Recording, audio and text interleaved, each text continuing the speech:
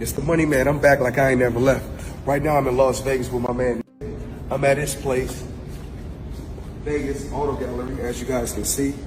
This is one of my new toys. You know what's crazy?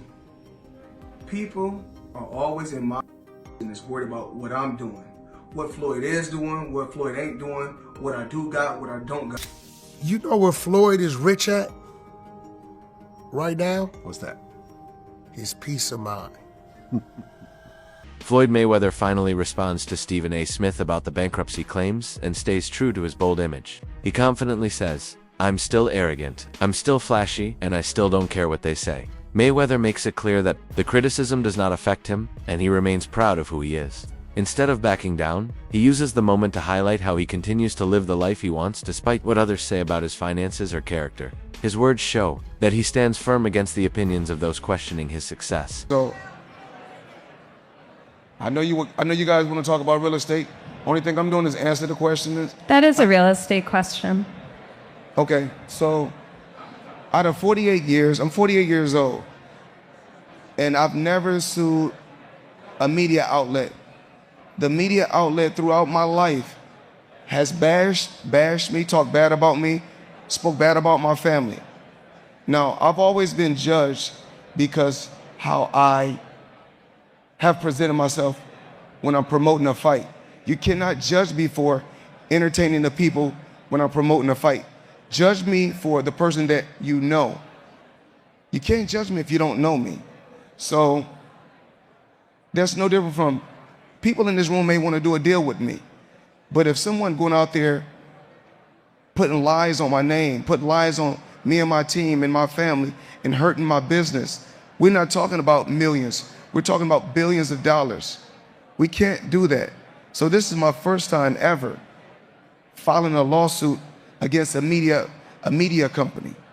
As Stephen A. Smith criticized Floyd Mayweather, saying that nobody can have what they want every time and people should learn to compromise, Mayweather stood firm. His bold words reflected his refusal to change for critics as he proudly defended his success, lifestyle, and choices without apology or regret. Guy that believes in being in the middle, meaning open to compromise, understanding everybody can't get what they want. Vinny, you seem like if you can't get everything you want, you pissed.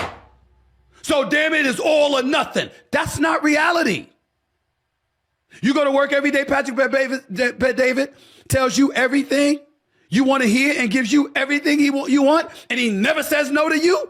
I know Patrick Bet David a little bit. I sincerely doubt that's reality. But you deal with it, don't you? That's how it goes.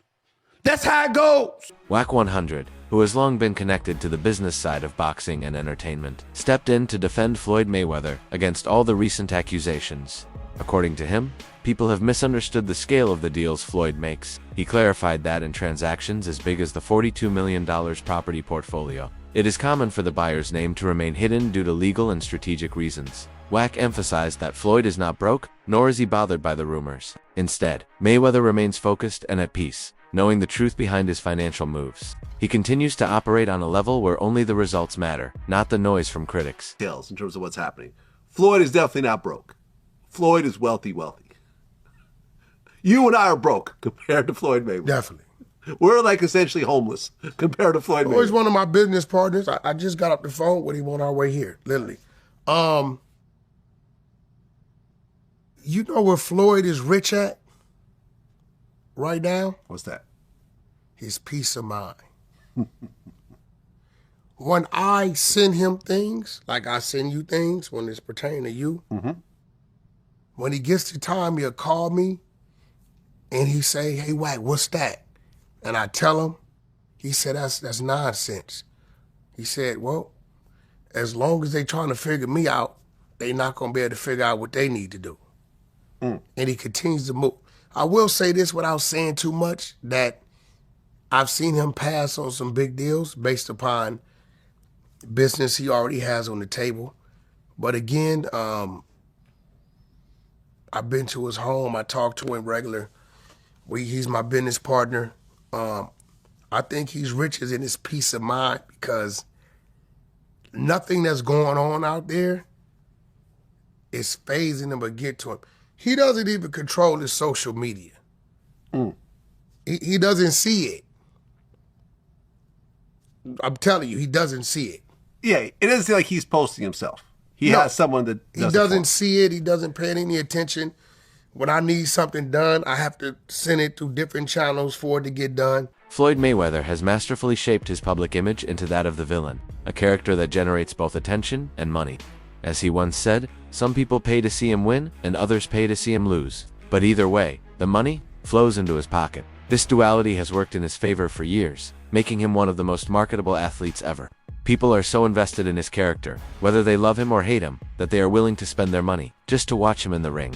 His network of earnings keeps growing, fueled by this carefully crafted persona. Some pay to see me win, some pay to see me lose, but they all pay. At the end of the day, guys, Floyd Mayweather revolutionized the way you watch boxing. He turns himself into a villain character just so he can build up his network. At the end of the day, no matter what happens, some people are going to want to see you win, some people are going to want to see you lose, but at the end of the day, they all pay. So if you got a product or a service out there, people talking down, talking bad about it, at the end of the day, use that negative energy and turn it into a positive for your pocket. So some pay to see me win, some pay to see me lose, but they all pay at the end of the day. That keeps fans hooked. Floyd Mayweather's love for luxury continues to be on display as he added a $1.3 million Maybach G650 Land G-Wagon to his collection. This vehicle, known for its exclusivity and opulence, fits perfectly with Floyd's brand. His purchase was seen by many as another example of him showcasing his wealth and success. To his critics, it appeared as unnecessary flaunting, but to Mayweather, it was simply another symbol of the rewards he had earned through years of hard work. These kinds of purchases reinforce the image he has built of someone who is unapologetically materialistic yet successful beyond what most can imagine. It's the money man. I'm back like I ain't never left. Right now I'm in Las Vegas with my man Nick. I'm at his place, Vegas Auto Gallery, as you guys can see. This is one of my new toys. I like to call this Miami Dolphin or Tiffany Blue, whatever you want to call it. Let's go down here and check out another new toy I just purchased. And whenever you're in the Vegas area, come check them out.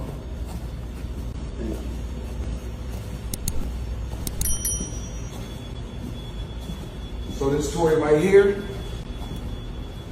Toys R Us. I like to call this the Italian Stallion. Kind of remind me of Rocky Balboa. One more toy.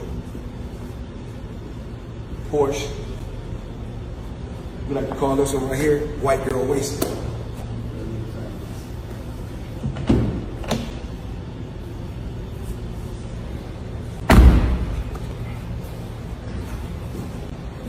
Let's go outside.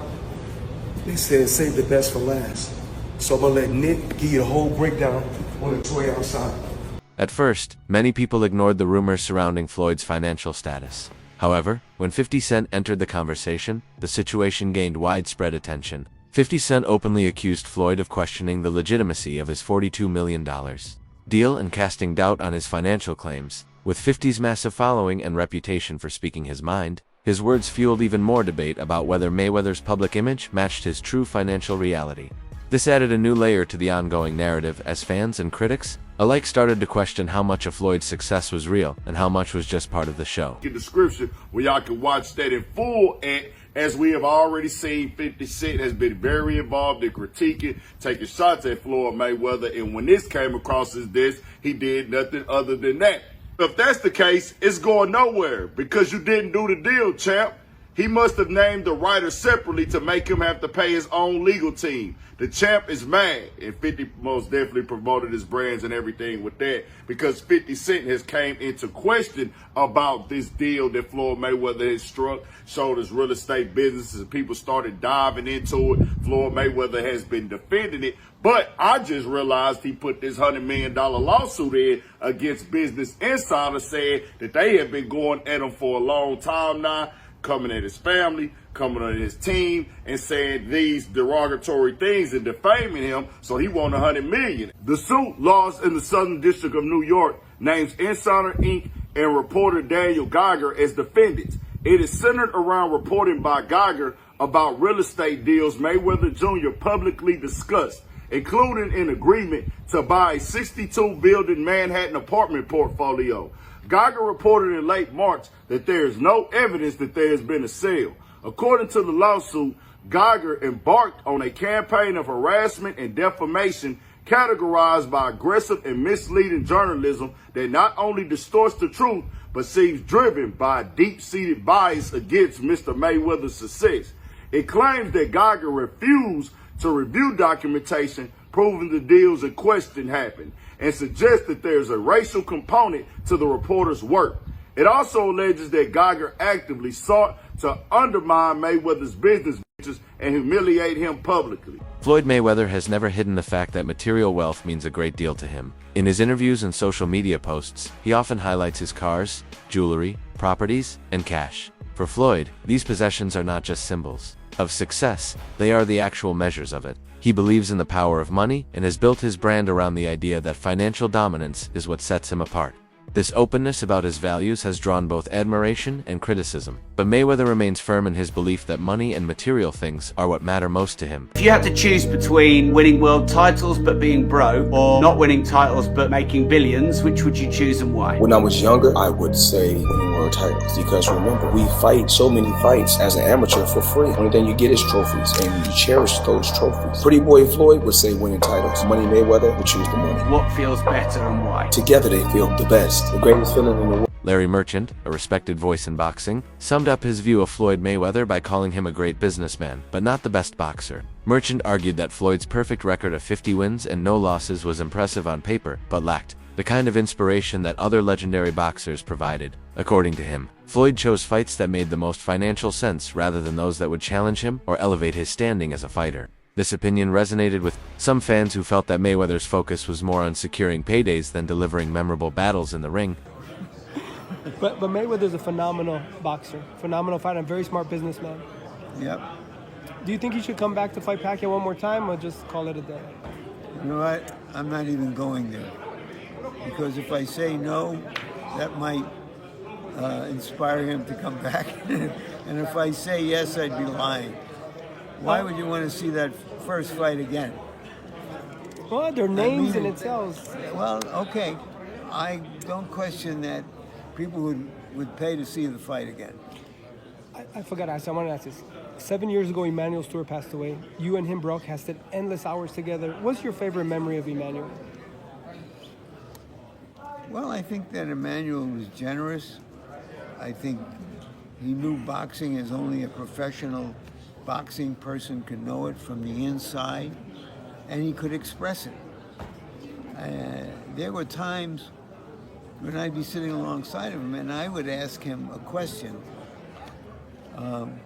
because I thought his views and response would carry more weight than mine on that particular issue. And I liked him personally, and he was a good guy and a real boxing guy. When he had the best fighters in the world, he still would travel all over with amateurs for tournaments. And he was a real boxing lifer. A great person. He will be missed, of course. Larry Merchant, if fans want to keep up with you, are you on social media at all? I'm not. I'm a bit of a Luddite where social media is concerned. But I do watch the big fights on television in my den, and I do commentary there for my friends. Once celebrated as the richest athlete in the world, Floyd Mayweather now finds himself at the center of accusations that question his wealth and integrity.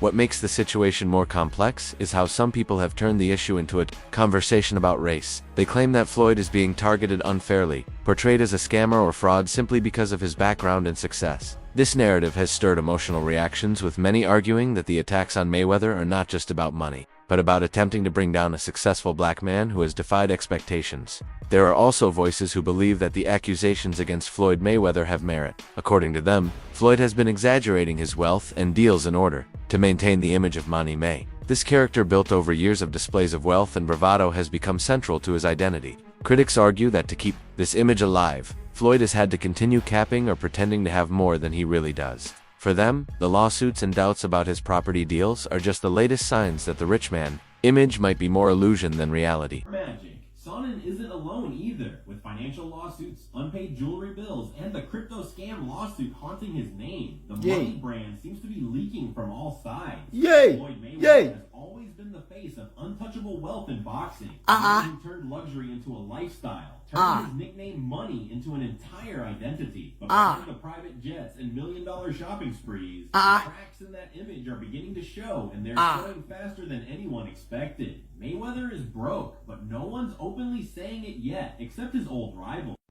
Wow. I don't understand. Why the need to package these things Africans, black people do, packaging. They appear to be, why do you want to appear to be rich instead of be rich?